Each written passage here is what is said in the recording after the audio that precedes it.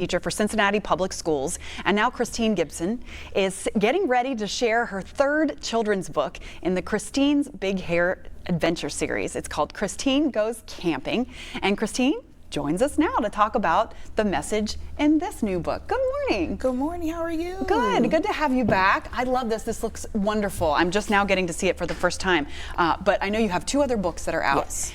So before we talk about this particular one, Going Camping, tell me a little bit about how you kind of got into writing these books. Okay, so I've always wanted to write children's books, so we're going to start with that. Yeah. But I work with kids with special needs, and they have a lot of issues and a lot of challenges, and I try to relate to them as much as possible, and I want to uplift them. So what better way than to put it in a book? Yeah. And you get to read stories, and they get to talk about how they feel. You get to discuss how you feel, and you can be transparent and tell them why you wrote the book. Like when I was young, I had issues too. When I say issues, I mean challenges, like as far as being okay with who I am. Yeah. It's a process that we all have to go through, and I just want them to know that they're not alone, that they have somebody to look towards to, and being a special education teacher, it gives me life because they attach themselves to me. I attach myself to them. I wear my hair big a lot.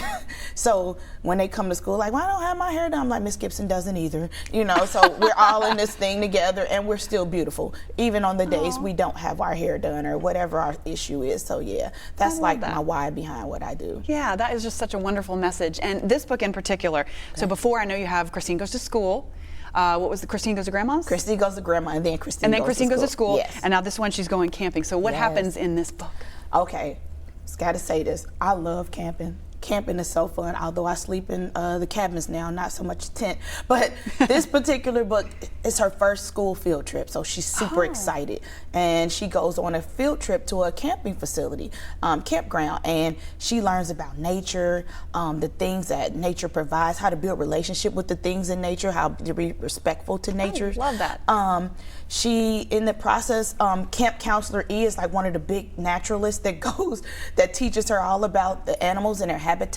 But during this field trip, she meets a young man who's the same age as she is, but he has a hard time breathing, and she doesn't know what's going on with him. She finds out that he has asthma. So they have a long conversation about what is asthma, because she's 5 years old, so she's really curious about why is he sitting down? What is this pump thing he has in his hand? So him and his mom explains what asthma is, and they build a relationship from there, and they just have a good time. They do the campfire thing. Yeah. They catch all kinds of crawdads and different types of animals in the book. So it's just a fun book, and it's designed to have meaningful conversations on many levels. Yeah, I know you were saying it brings literacy and nature together in this book, and I love that you're kind of allowing, like my son is 5 years old right now, so he asks a lot of questions too.